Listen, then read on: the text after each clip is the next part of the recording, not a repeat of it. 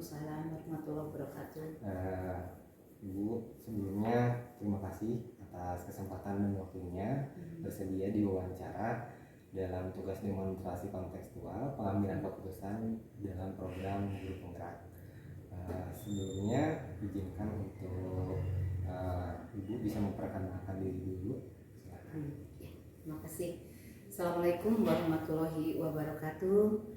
Saya Lia Aprilina SPD MPD, Kepala SMA 26 Bandung, yang dalam hal ini sebagai pimpinan dari calon guru penggerak Pak Rama, yang memang hari ini akan mengadakan wawancara ya terkait dengan materi yang nanti akan kita bahas.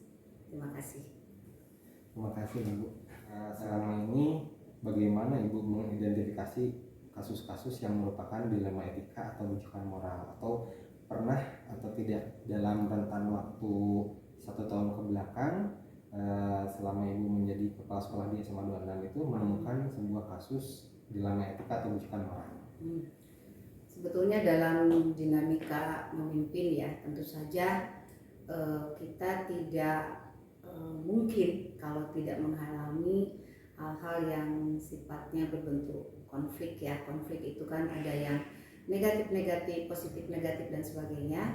Tetapi ketika kita memandang bahwa hal itu adalah proses ketika kita istilahnya melaksanakan satu tugas, dan itu akan menambah pengalaman. Kemudian juga kalau mungkin dalam bahasa pilot itu jam terbang ya ketika kita memimpin.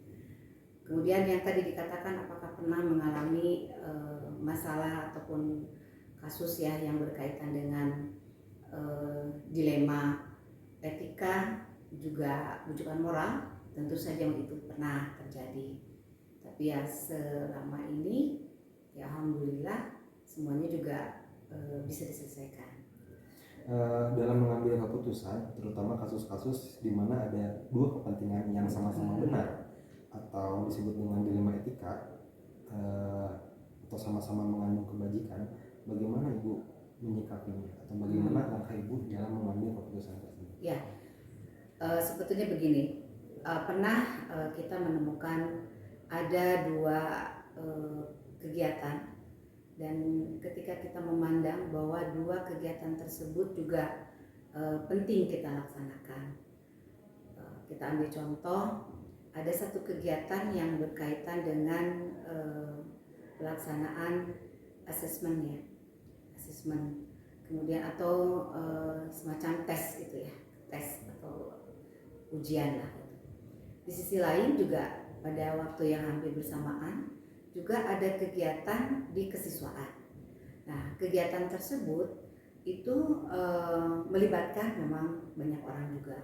Begitu juga dengan kegiatan tes ya yang sifatnya asesmen tadi. Dua-duanya sebetulnya itu baik, positif kan. Tapi karena berbarengan pada saat yang sama, kemudian juga budget ini juga memang bersamaan juga. Sementara kan kita juga ada istilahnya skala prioritas ya.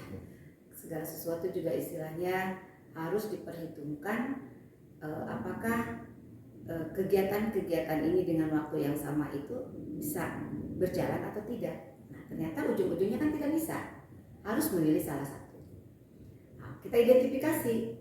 Artinya kita identifikasi apakah si program A tadi misalnya yang tentang asesmen, yang program B itu misalnya kesiswaan kita harus mengadakan satu studi tiru ya, studi tiru ya memang penting itu, penting dalam sisi di program kesiswaan. Nah kemudian setelah diidentifikasi, setelah ditelaah, kemudian kita juga melihat forecasting ke depan. Ini dampak program ini itu apakah memang harus segera? Atau misalnya memang kita bisa alihkan di waktu yang lain, tapi tetap si tujuan itu tercapai. Akhirnya itu juga ada komunikasi, karena yang penting di dalam istilahnya kita mengambil satu keputusan, selain tadi identifikasi masalahnya dulu ini seperti apa, kemudian yang kedua kita juga lihat dampaknya. Dampak itu mana yang istilahnya kita katakan mungkin bukan Kalau skala itu kan ada penting, sangat penting. Itu juga sudah bisa membedakan. Kemudian yang tadi setelah kegiatan itu istilahnya ini mana yang risikonya itu lebih minimalis, jangan lupa itu selalu minimal resiko itu juga harus kita istilahnya lakukan di dalam analisis tadi. Ya, akhirnya kalau ujian itu atau tes itu artinya waktunya kan tidak bisa kita geser, apalagi yang sifatnya asesmen nasional itu kan waktunya tidak bisa seenaknya kita digeser. Kemudian ya dampaknya kalau misalnya kita menggeser itu juga sangat luar biasa ya, berdampak negatif lah artinya. Tidak hanya untuk bagian kurikulum saja, tetapi itu akan berdampak pada sekolah secara proses pembelajarannya. Ya akhirnya tadi tetap komunikasi kita kemukakan, masing-masing juga kita jelaskan. Artinya tadi ada yang secara normatifnya, ada yang secara aturannya. Dan ujungnya juga ya hasilnya ada kesepakatan. Ya alhamdulillah kita bisa memutuskan bersama. Ketika kita memutuskan A, yang B itu juga bisa menerima secara rasional. Kenapa? Istilahnya pimpinan itu memutuskan dan kebijakannya mungkin dipandang lebih berpihak ke yang satunya. Itu pernah juga terjadi. Baik, terima kasih atas jawabannya. Di dalam dilema etika itu Bu ada beberapa permasalahan seperti individu melawan masyarakat. Ya. Nah, apakah selama ini menjabat sebagai kepala sekolah, tentunya kan ini bersinggungan entah dengan masyarakat ataupun dengan komite orang tua, komite siswa seperti itu. Apakah pernah menghadapi permasalahan seperti itu? Lalu langkah apa yang Ibu anggap efektif dalam mengambil keputusan ketika menghadapi sebuah permasalahan dengan masyarakat ataupun dengan komite orang tua? Nah ini dalam konteks tetap dilema etika ya. Yang benar yang benar. Ya, sebetulnya begini, kalau secara khusus, alhamdulillah ya di sekolah kita itu, di sekolah di SMA 26 Bandung itu, kita belum pernah mengalami yang namanya konflik yang berkaitan misalnya kepentingan individu dengan masyarakat. Karena selama ini tadi yang namanya komunikasi, koordinasi itu juga menjadi bagian penting ya. Ada satu kesepemahaman. Tapi mungkin ini hanyalah salah satu kasus yang berkaitan, artinya kepentingan individu itu individu seseorang itu kalau kita lihat secara khusus bahwa itu juga dia benar. Tapi juga ada satu istilahnya kepentingan lain yang berkaitan dengan kelompok yang lebih besar. Nah, misalnya satu kegiatan guru. Nah, guru itu dia punya satu kompetensi yang bagus lah, artinya akan mengembangkan atau akan mengikuti satu kegiatan yang memang mungkin agak sedikit meminta waktu, positif kan untuk yang individu tersebut. Tapi di sisi lain secara kelompok bergabunglah dalam satu komunitas belajar di waktu yang hampir sama, kan? Di waktu yang hampir sama si individu ini atau si guru A ini harus bergabung karena dia juga bagian dari tim untuk menganalisis, mengembangkan dan sebagainya. Itu waktu rentangnya sama. Nah itu juga sama kan, ketika kita ada rasa, aduh kalau kita rasa dari hati sih yang ini, tapi kalau kita lihat dari kelompok, dari aturan ataupun dari hal lain yang memang istilahnya lebih ke normatif, yang ini apa tuh yang harus kita lakukan? Itu kan konflik akhirnya. Tapi kembali lagi, ketika kita mana yang akan kita lihat, apakah rasionalnya, apakah memang normatifnya, atau misalnya hasilnya, seperti apa nanti prosesnya. Kembali lagi, kita kaji kembali. Sejauh mana kalau kegiatan individu ini bisa berdampak positif untuk dirinya juga untuk sekolah. Yang kelompok yang besar, ini juga dilihat. Apakah bisa nggak bergeser kelompok besar ini misalnya dalam satu ini, apa juga akan mengganggu. Tapi ada satu kejadian yang memang unik ya, dan bukan unik, mungkin itu juga kembali ke masing-masing. Karena akhirnya setelah dikomunikasikan, ketika kita ngobrol, kemudian kita berikan kesempatan juga kepada yang bersangkutan, yang individu itu menjelaskan, kemudian kita ajak juga dia berpikir, merefleksi, kemudian mengevaluasi seandainya posisi itu juga dialami oleh orang lain dalam posisi itu. Ya dengan kesadaran sendiri sebetulnya itu akhirnya dia merubah kegiatannya. Oke, sepertinya saya akan menggeser. Jadi keputusan itu sebetulnya atau tidak serta merta harus kepala sekolah yang memutuskan. Itu malah lebih baik dari hasil diskusi, refleksi juga dia apa sih sebetulnya. Itu juga pernah seperti itu. Jadi tetap berkomunikasi juga. Iya, komunikasi ya. Tadi ada resiko yang minimal, kemudian ada tahapan yang tadi yang memang ya bisa dipahami lah. Selama ini ketika ibu mengambil suatu keputusan, tantangan apa yang paling berat atau tantangan paling besar menurut ibu ketika harus mengambil sebuah keputusan atau kebijakan di sekolah? Ya, sebetulnya kalau yang paling sulit kan karena begini, yang namanya satu kebijakan kadang dipandang orang lain itu istilahnya kebijakan itu akan merugikan. Karena kan tidak semua kebijakan itu bisa diterima. Karena mungkin cara pandang seseorang juga akan berbeda. Kemudian istilahnya kepentingan juga mungkin agak berbeda. Jadi memang tantangan terbesar itu ketika kebijakan itu bisa diterima, bisa dipahami, dan bisa dilaksanakan. Bagaimana itu? Itu kan tantangan terberat. Karena belum tentu menurut kita ini baik, ini penting, tapi di mata yang akan diberikan kebijakan itu merasa puas dengan kebijakan kita. Ya tadi makanya, bagaimana kebijakan itu satu bisa diterima itu dalam arti dipahami. Kalau diterima tidak dipahami, nanti kebijakan itu sifatnya doktrin kan? Itu juga akan membuat sesuatu tidak nyaman. Kemudian yang kedua, bagaimana setelah dipahami? Tidak hanya sekedar dipahami, kebijakan itu ya dilaksanakan. Karena ada yang menerima, dipahami, tapi tidak dilaksanakan. Yang ketiga, tantangannya bahwa kebijakan itu ternyata berdampak positif.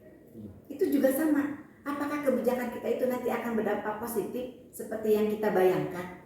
Bahwa keputusan kita itu tadi mencapai sasaran, menuju sasarannya, meminimalkan resiko. Itu yang dirasakan. Gitu. Tetap kan takut menurut kita benar, tentu menurut aturan harus benar, gitu kan? Dan menurut yang memang masyarakat atau kelompok individu yang ada di sekolah juga memahami bahwa itu memang seperti itu. Nah itu mungkin. Terima kasih Bu. Lalu mungkin sebagai kepala sekolah pasti banyak menghadapi permasalahan-permasalahan gitu ya. Mungkin dalam satu hari ada beberapa permasalahan. Nah, ketika Ibu menghadapi sebuah permasalahan, apakah Ibu menjadwalkan untuk menyelesaikan masalah tersebut atau misalkan mana dulu masalah yang datang itu yang diselesaikan? Apakah ada skala prioritas atau penjadwalan untuk menyelesaikan masalah itu? Sebetulnya begini ya, yang namanya salah satu mungkin tugas ya, kan yang namanya kepala sekolah itu ada fungsi manajerial. Bagaimana kita memanage sekolah termasuk SDM yang ada di sekolahnya. Setiap tahun sebetulnya, dan memang itu mungkin satu kewajiban, kepala sekolah itu kan selalu mengadakan evaluasi, mengadakan supervisi, kemudian kita mengamati ya setiap kegiatan itu ada kegiatan refleksi dan sebagainya. Tindak lanjut itu kan menjadi istilahnya PR bagi kita. Ketika kita mengadakan satu evaluasi, mengadakan satu supervisi, pastikan itu sudah ada PR bahwa ini loh yang harus kita lakukan.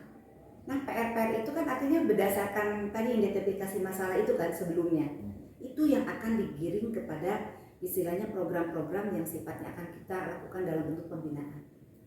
Karena kita membentuk satu program pembinaan pun pasti kan berdasarkan informasi yang terlebih dahulu, hasil evaluasi, hasil analisis, hasil evaluasi dan refleksi setiap kegiatan dari SDM yang ada di kita.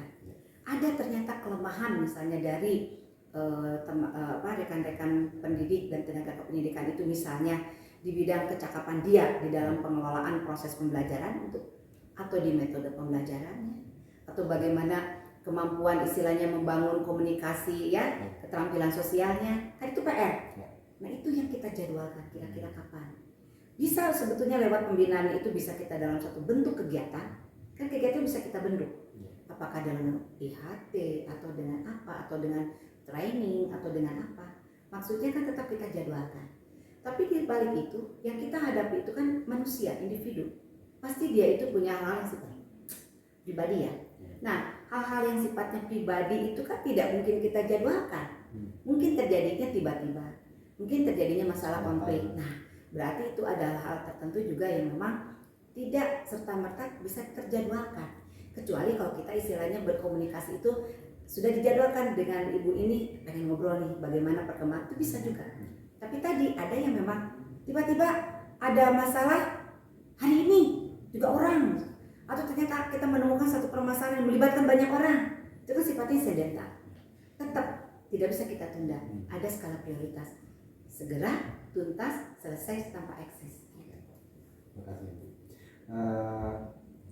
Lalu ketika Ibu menghadapi permasalahan, ada yang mempermudah kira-kira faktor-faktor apa ya membuat mempermudah Ibu untuk menangani masalah atau menyelesaikan sebuah masalah?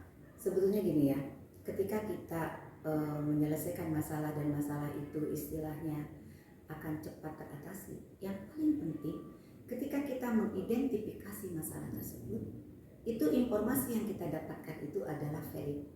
Nah, begitu juga apakah itu misalnya masalah yang berkaitan dengan kegiatan, dengan individu, dengan manusia dan sebagainya, bagaimana istilahnya kemampuan kita mengidentifikasi masalah tersebut dengan jelas. Kemudian kedua, kita bisa membuat satu istilahnya prognosis. Kalau dalam istilah psikologi bimbingan konseling itu ada prognosis. Jadi perkiraan diagnosisnya. Kalau masalah ini loh kayaknya yang bisa kita lakukan. Ada misalnya alternatif yang bisa kita lakukan di prognosis itu. Atau kita mendiagnosis itu di prognosis itu, oh ini sebetulnya mungkin masalahnya A, B, C. Itu kita kerucutkan lagi. Pada ini nanti kita akan ada yang namanya treatment. Nah, kan treatment itu artinya dari prognosis sudah kita tentukan, oh ini masalahnya yang jelas. Berarti di treatmentnya itu kita lakukan sesuai yang tadi, insya Allah. Yang kedua, tadi kita mengenal karakteristik semua kalau bisa. Mendidik dengan tenaga kependidikan itu secara personal. Kan kita pendekatan dengan orang ini akan berbeda ketika kita pendekatan dengan yang ini. Jadi tadi informasi mengenai karakteristik diferensiasi lah kalau dalam pembelajaran kita apa masing-masing karakteristik menurut saya pribadi itu bagi seorang pemimpin itu penting.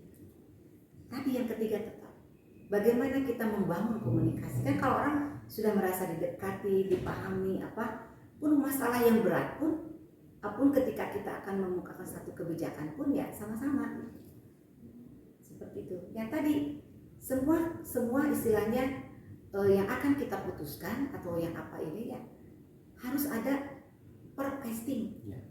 Tetap ke depan ini benar gak nih? Gitu. Dan tetap harus mengadakan ada evaluasi. Oke. Ya Bu, terima kasih. Ini pertanyaan terakhir mungkin Bu. Ya.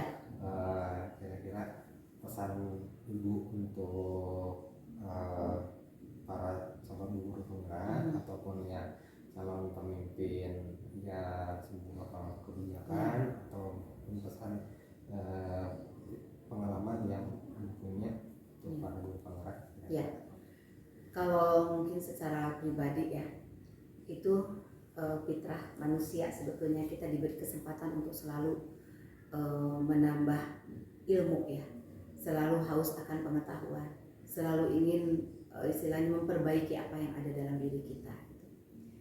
Yang dirasakan bahwa ketika kita mengikuti satu pendidikan atau latihan, kita kan diberikan yang namanya teori. Pahami teori tersebut. Karena berdasarkan teori, berdasarkan masukan, karena jadi teori juga betul hasil penelitian orang lain. Berarti based on experience. Jadi berdasarkan sesuatu pengalaman orang lain itu kan bisa kita jadikan juga informasi. Nah, ketika istilahnya tadi CGP yang sekarang sedang berjuang menyelesaikan studi dan memang ada bagian tentang bagaimana cara mengambil keputusan, itu bagi saya pribadi itu sangat luar biasa dan itu sangat dirasakan karena yang namanya istilahnya praktek, teori dan sebagainya kita bisa mengikuti loh rambu-rambu yang sudah diberikan. Nyusun ini ada pedomannya, tapi ketika kita harus membuat satu kebijakan, satu keputusan, ternyata tidak gampang. Tadi kan sudah disebutkan, ada satu hal lain yang akan mempengaruhi kebijakan kita. Normanya, yang tadi kan perasaannya, logikanya. Apakah ini akan membuat sesuatu lebih parah? Atau ternyata keputusan kita itu memang cepat memutuskan? Itu kan, dan butuh pengalaman. Jadi sebetulnya memang jangan terlalu khawatir. Yang namanya latihan memimpin dengan kebijakan keputusan itu juga kan proses mendewasakan kita. tapi tetap harus semangat. Ya. Terima kasih Ibu atas waktu dan jawabannya. Mudah-mudahan selalu diberikan kesehatan. Ya, terima kasih, dan mudah-mudahan ini juga bukan sesuatu yang benar ya, kita tidak tahu. Itu hanya sharing pengalaman Sharing saja. pengalaman saja. Ibu, terima kasih. Assalamualaikum sama-sama. warahmatullahi wabarakatuh. Waalaikumsalam warahmatullahi wabarakatuh.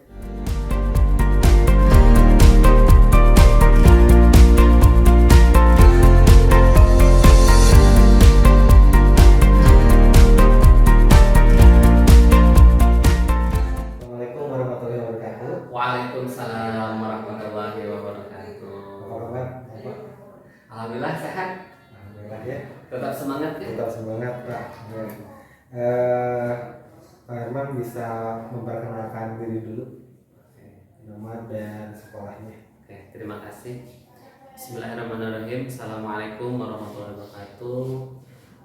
Perkenalkan, nama saya Herman Sutiana, SPDI, Kepala Sekolah Taman Kanak-kanak Al-Aziz yang beralamat di Jalan Calengkerang 2, Palasari 5, RT 1, R07, Kelurahan Palasari, Kecamatan Cibiru, Kota Bandung. Kita masuk ke pertanyaan yang pertama dulu, Pak ya. Oke, siap. Kalau misalkan ini ada contoh kasus dari guru ya dengan guru, misalkan ada permasalahan guru dengan guru. Nah itu kan mungkin dilema etika ya. Bagaimana Anda mengidentifikasi dan mengambil keputusan? Terima kasih atas pertanyaannya, luar biasa. Memang permasalahan pasti ada ya. Seseorang itu ketika mau naik tingkat pasti selalu diuji gitu. Bagaimana tergantung kita cara memecahkan masalah atau mengatasi masalah. Memang dilema ketika seorang pemimpin tidak mudah untuk menentukan sebuah keputusan. Jangan salah namun keputusan, karena kalau seorang pemimpin salah melangkah, ini guru ini khususnya di Al-Aziz ini akan menjadi sebuah perpecahan karena merasa tidak dihargai. Mengalami seperti itu ketika ada guru berbeda, tapi yang ini benar, yang pernah saya lakukan adalah pertama dari kasus masalahnya itu seperti apa. Kalau misalkan ini bisa diselesaikan secara kekeluargaan atau secara diskusi, itu tidak terlalu fatal. Jadi kalau misalkan langsung ke privasinya pribadi masing-masing, nah biasanya kami memutuskan masalah itu dengan secara hati ke hati dulu. Gitu. Tetapi tetap kepala sekolah harus bijak. Kalau bisa dua-duanya kita pertahankan, jangan sampai memihak. Kalau yang tadi kasusnya benar dengan benar ya. Tetapi kalau kasusnya yang satu benar dan yang tidak salah, itu udah ketahuan kan gitu ya. Tetapi sebagai pemimpin jangan sampai menyudutkan salah satu guru yang mungkin saat itu bukan tidak baik, mungkin ada kesalahan atau gimana, dengan secara kita baik-baik biar komunikasinya, kerjasamanya bisa terjadi dengan baik seperti itu. Lalu dalam mengambil setiap keputusan, terutama untuk beberapa kasus, apakah Anda mengambil keputusan secara sepihak atau ada langkah-langkah yang dilakukan dalam pengambilan keputusan itu, seperti misalkan rapat dewan guru atau komite orang tua atau bagaimana? Oke, ini pertanyaan yang luar biasa sekali ya. Untuk memutuskan sebuah keputusan terus atau misalkan dalam sebuah rapat ya, kalau kasus itu tidak secara dibuka publik ya. Tapi kalau menyusun sebuah program, kita secara berbarengan baru kita tentukan dengan sebuah keputusan dari masukan dari berbagai dewan guru. Ini ada program misalkan tentang program Hari Nasional, bisa yang kemarin tentang Agustus ya, bisa Hari Kemerdekaan. Berbanyaklah masukan-masukan, ini bagus gitu. Kita tampung dulu sebagai kepala sekolah, jangan ini nggak usah, jangan, kita hargai dulu pendapat guru, jangan sampai ribet, jangan, kita hargai dulu. kita tulis masukan dari berbagai guru ada berapa 10 lebih banyak itu lebih bagus daripada sedikit. Kalau sedikit justru saya menjadi sebuah tantangan. Ada apa nih guru di sini? Kok tidak keluar?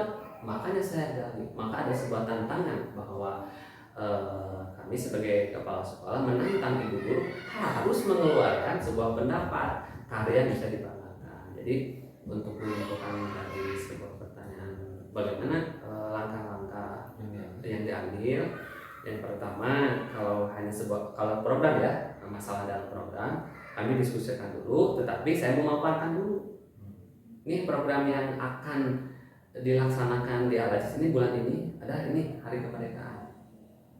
Programnya seperti ini, silakan ibu guru dikembangkan atau ada tambahan atau gimana seperti itu. Dan luar biasa masukannya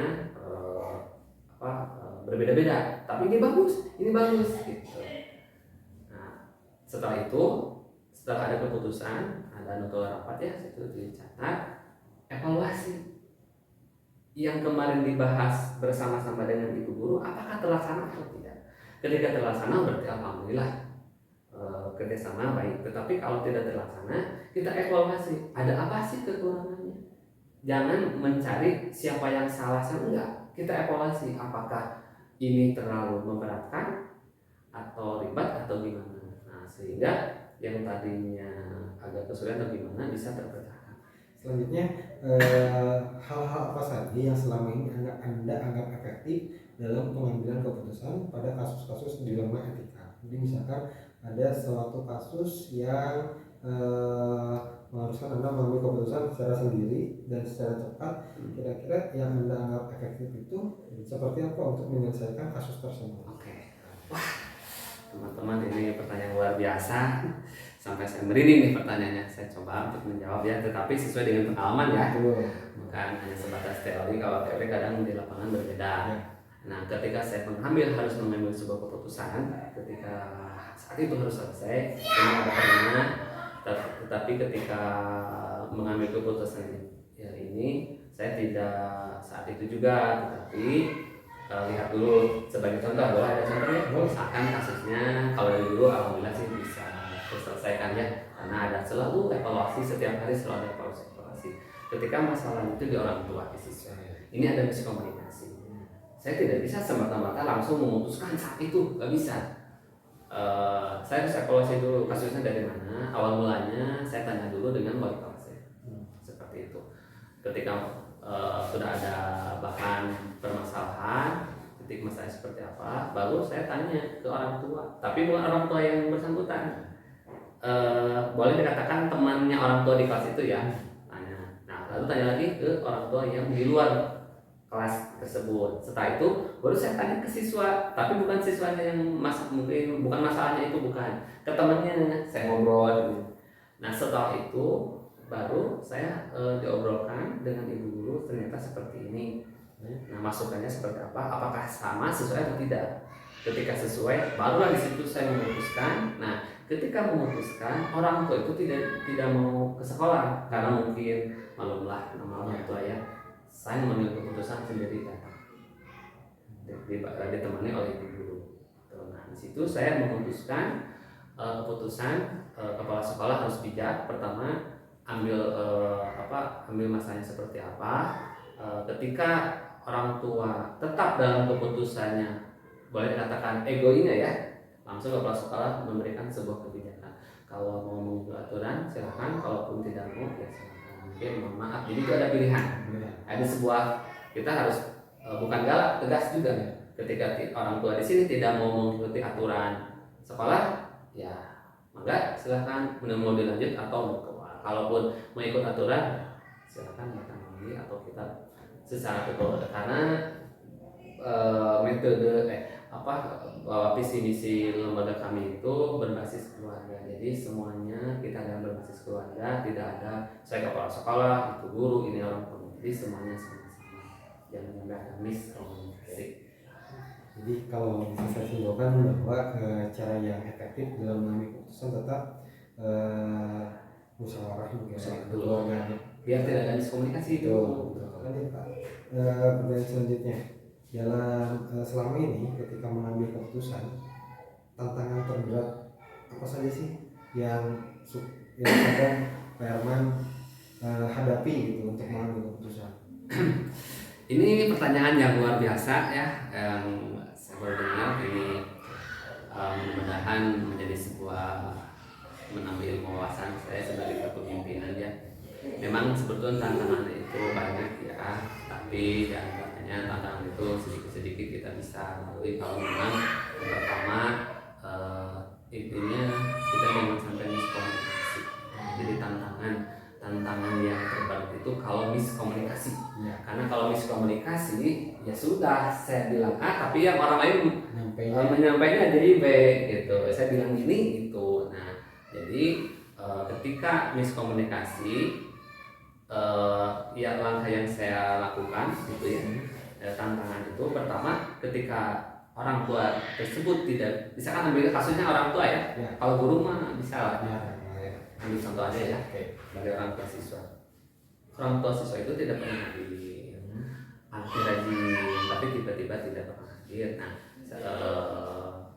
pakai penghubung tidak ada jawaban, di WA nggak ada jawaban, di Japri tidak dibalas, alasannya gimana? Nah, berarti saya harus mengambil sebuah tindakan keputusan yang efektif dengan data. Jadi tantangan yang terberat bagi saya itu ketika memutuskan masalah kalau miskomunikasi putus, tidak ada komunikasi. Kalau ada kalau ada komunikasi mah insya Allah seberat apapun saya bisa terselesaikan. Oke, Pak Herman. Pertanyaan selanjutnya, ketika Anda mempunyai atau misalkan menghadapi sebuah masalah, apakah Anda langsung menyelesaikannya atau Anda punya jadwal untuk menyelesaikan? Misalkan ada satu masalah A gitu, apakah diselesaikan secara langsung atau misalkan ada jadwal karena misalkan banyak nih permasalahannya gitu, apakah Anda selesaikan satu persatu atau misalkan ada skala prioritas atau dijadwalkan dan bagaimana bentuk penyelesaian atau prosedurnya? Terima kasih atas pertanyaannya, luar biasa. Saya bisa ditambah pertanyaannya Pak. Terima kasih.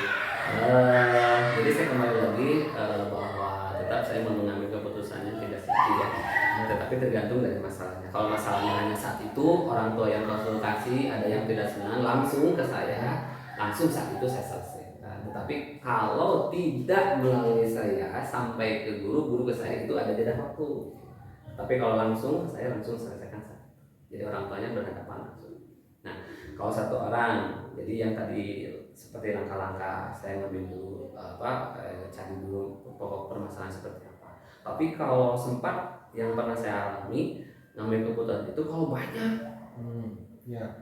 taruhlah bukan gaya demonya, bukan orang tuh pengen semua ada keluhan gimana, pengen langsung sama kepala sekolah, itu saya rapatkan bareng dan saya langsung selesaikan. Orang tua seperti apa, inginnya seperti apa. Nah, baru di situ saya harus mengambil keputusan tanpa menunggu waktu. Kalau dijadwalkan itu kalau kasusnya yang pertama miskomunikasi. Jadi hari pertama ini ambil dulu masalahnya seperti apa. Saya dari informasi dari orang tua, dari guru dulu, wali kelasnya seperti apa. Setelah itu saya tanyakan ke rekan gurunya yang lain wali kelasnya, teman sejawat ya. Gimana nih, pernah lihat anak ini? Nah, udah. Lalu saya tanyakan ke orang tua, orang murid. Jadi memang ada jeda waktu. Bisa sebentar, bisa 1 hari, 2 hari, tergantung itu lancar miskomunikasi. Oke Pak, setiap masalah pasti ada yang mudah dan ada yang sulit untuk diselesaikan ya. Khususnya untuk kasus dilema etika ini, kira-kira faktor yang mempermudah untuk menyelesaikan permasalahan itu atau faktor yang mempermudah Pak Herman untuk mengambil keputusan, kira-kira ada nggak seseorang atau faktor apa saja yang dapat mempermudah menyelesaikan permasalahan? Faktor ataupun orang yang mempermudah. Misalkan kasusnya dari dulu, dari orang tua atau dari siswa atau dari kasus apa aja? Ya sesuai pengalaman ya, soalnya saya tidak mencari yang lebih luas. Jadi faktor yang mendukung saya bisa menyelesaikan masalah itu awal mulanya memang pertama guru dulu, karena pokok permasalahan itu kabarnya itu dari guru. Setelah dari guru saya dari orang tua. Nah, setelah dari orang tuanya baru ke murid. Nah, jadi tidak murid dulu, saya tanya dulu guru seperti apa. Semua guru saya tanya seperti itu. Terus orang tua baru ke murid, langsung ke permasalahan. Jadi orang tua, murid, dan guru biasanya yang kurang mudah, faktor yang kurang mudah. Selain itu kira-kira ada lagi nggak faktor lain yang bisa mempermudah karena menyelesaikan suatu masalah? Oh bisa, kalau tidak berhadapan ya, kalau misalkan orang tuanya tidak bisa hadir, biasanya lewat WA. Pernah itu juga ada orang tua yang bukan komplain sih, ada konsultasi mencegah sedikit permasalahan miskomunikasi, orang tuanya sibuk. Saya ada waktu, orang tuanya tidak ada. Orang tuanya ada, saya tidak ada.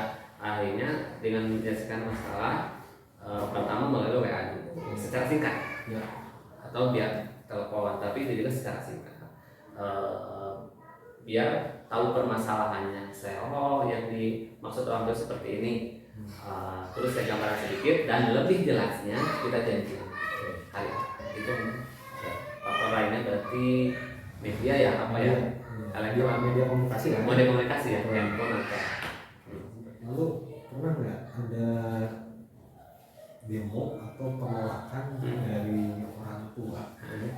Ini dalam kasus dilema etika individu lawan masyarakat. Jadi pernah nggak ada sebuah penolakan dari orang tua yang masuk itu ya bersama-sama terhadap sebuah kebijakan atau sebuah program yang dicanangkan oleh TKA di sini? Tapi tidak membawa masyarakat kan? Enggak. Kasusnya bukan ya orang tua aja ya? Iya, masyarakat mah maksudnya kan ini masyarakat, orang tua termasuk masyarakat. Oh ya, berarti bawa LSM enggak ya? Iya. Kasus itu memang sih kalau saya menganggapnya itu hal biasa, gitu ya. Bisa disebut kecil ya kecil, bisa disebut besar besar. Awal mulanya seperti ini, jadi ada memang kebijakan orang tua, bukan dari segi biaya kan. Bahwa sekarang itu kurikulum Merdeka Belajar, bahwa kami setiap hari Senin pakai baju polisi, contohnya ya, contohnya hari Selasa pakai baju muslim karena sesuai dengan topik ya. Jadi Senin nasionalis, Selasa agamis, Rabu itu mereka, anak itu berbebas, berimajinasi. Hari Kamis juga tematik tematik. Nah, hari Jumatnya adalah ceria, yaitu olahraga. Nah, semuanya kan sudah ada lah. Setiap lembaga pasti memiliki seragamnya masing-masing. Nah, hari Rabu saya itu tidak pakai seragam, harus memakai seragam bebas. Silahkan mau punya warna apapun pakai. Cuma pernah bilang gini, kalau bisa setiap kan ada 4 kelas ya, boleh deh bajunya bebas. Yang ini misalkan yang kelas A1 hijau gitu. Tapi tidak ditekankan harus pakai dan beli, nggak boleh, seragam aja. Berjalan seminggu barulah datang orang tua. Mungkin, tapi masalahnya bukan dari sekolah. Ada orang tua yang inisiatif pengen bikin kaos seragam kelasnya masing-masing, warna ini. Nah, saya nggak tahu, bilanglah ada beberapa bilang perwakilan, Pak kalau bisa ini udah setuju, udah aja pakai seragam tapi bukan bebas, bilangnya mah seragam polisi aja yang hari Senin pakai lagi. Alasannya gimana? Keberatan kalau pakai warna-warni harus bikin seragam dong. Siapa yang menyuruh? Nah, di sini miskomunikasi ya. Nah, jadi saya tanggapinya baik dulu seperti apa, tetapi saya menekankan ke orang tua diselesaikannya bahwa sekolah ini tidak memberatkan dan tidak menyuruh harus membuat seragam, tapi kembalikan lagi ke orang tua. Tapi masalah itu tidak besar karena di sini ada miskomunikasi. Itu adalah program orang tua, bukan program sekolah. Justru sekolah memberikan kebebasan, silakan pakai baju apa saja. Tapi setelah masalah itu, jadi semuanya disepakat. Jadi ada setiap daerah itu adalah seragam kelasnya masing-masing. Jadi berwarna-warni, tapi tidak ada paksaan, cuma kembali lagi gimana kesiapan, kesanggupan orang tua. Jadi insya Allah lah. Jadi tetap dimusyawarahkan Dimusyawarahkan. ya. Siapa yang mencetuskan, siapa yang belum kesepakatannya seperti apa. Gitu. Dan mohon maaf tambahan lagi, jadi saya itu ketika ada orang tua yang maaf yang tadi dikatakan bukan demo apa ya, ketika kebijakan itu orang tua tidak curhat ya, mengatasnamakan orang tua, saya selalu tanya berapa orang yang tidak setuju dengan kebijakan saya pakai contohnya kasusnya saya pakai baju lipat, berapa orang tidak setuju karena mengatasnamakan semua orang tua. Saya tanya berapa orang tua tersebut tidak bisa menjawab. Oh berarti ini pribadi gitu. Nah, makanya saya tidak mengambil keputusan langsung dipublikasikan, berarti ini perwakilannya hanya beberapa orang bukan semua. Jadi itu mungkin kalau semua mah alhamdulillah tidak ada, cuma mungkin ada beberapa orang lah yang mengatasnamakan semua orang tua tidak. Itu mungkin. Siap. Baik teman, kita sudah masuk kepada sesi terakhir wawancara. Terima kasih sekali atas jawaban-jawabannya. Dari semua jawaban dan pengalaman yang Pak Herman sudah jalankan ya. Mungkin dari semua hal yang telah disampaikan, kira-kira pembelajaran apa sih yang bisa dipetik dari pengalaman mengambil keputusan untuk menghadapi dilema etika ini? Keren sekali ini ya, luar biasa. Yang bisa saya ambil memang segala sesuatu ini manusia tidak ada yang tinggal. Kita harus belajar dan belajar. Jangan merasa puas dengan ilmu yang kita miliki, tetapi kita harus selalu meningkatkan, belajar dan belajar. Karena ketika kita merasa puas akan tertanam kesombongan ini, akan menutup diri dan kita merasa benar dan merasa yang paling benar. Ketika kita tertanam merasa benar, maka akan selalu menyalahkan orang walaupun orang itu benar. Nah, intinya adalah yang saya bisa petik dari permasalahan seperti itu ya, untuk memutuskan sebuah keputusan, intinya kita harus selalu komunikasi. Terus yang kedua, ketika mengambil sebuah kebijakan atau ada masalah, jangan diambil sebuah keputusan yang tergesa-gesa. Terus jangan sampai mengambil sebuah keputusan asal yang dekat kita bela, yang tidak dekat kita jauhkan. Kita sama-sama kalau saya ambil keputusan, jadi harus sama-sama, harus bela semuanya. Terus tidak boleh egois sebagai pemimpin, harus bijak, harus bisa mengayomi biar bisa menyatu guru, kepala sekolah, orang tua, siswa ya bersama-sama, karena kita ini adalah sesuatu ikatan keluarga yang tidak bisa dan tidak boleh terpecahkan, karena dunia pendidikan ini adalah dunia yang harus bekerja sama dengan cinta kasih sayang. Makanya di sini life literasi keluarga, makanya di sini kita harus cinta kasih sayang yang diutamakan. Ketika tumbuh dengan kasih sayang, kita tidak merasa, tidak akan membedakan ini orang kaya, ini orang biasa, ini orang kecil, tapi semuanya harus mendapatkan perhatian, pendidikan, kenyamanan, keamanan yang sama. Intinya adalah bersungguh-sungguh, jangan hilangkan rasa keegoisan kita, tidak boleh sombong, teruslah mengevaluasi diri, belajar komunikasi. Itu saja. Sangat luar biasa ya, alhamdulillah. Saya jadi tercerahkan gitu ya. Mungkin ini adalah salah satu pengalaman yang baru bagi saya ketika melihat bagaimana sih, sengaja saya dari SMA terus mengambil tema atau sekolah TK karena ya saya juga harus tahu bagaimana penanggulangan atau misalkan menghadapi kasus itu. Terima kasih Pak Herman atas waktunya. Mudah-mudahan sukses selalu sehat, sama-sama. Mudah-mudahan semakin berkembang pikirannya dan terus mencerdaskan anak bangsa ya, tetaplah menjadi pribadi yang supel dan loyal terhadap pendidikan. Teman-teman, sama-sama intinya adalah dunia pendidikan ini anak usia dini adalah fondasi awal. Karena bagaimana caranya saya itu harus mendidik anak, karena ketika mendidik salah kesananya. Makanya memang butuh perjuangan dan butuh memang bekerja sama dengan berbagai pihak. Intinya teruslah semangat untuk memajukan dunia pendidikan. Terus Salam guru penggerak.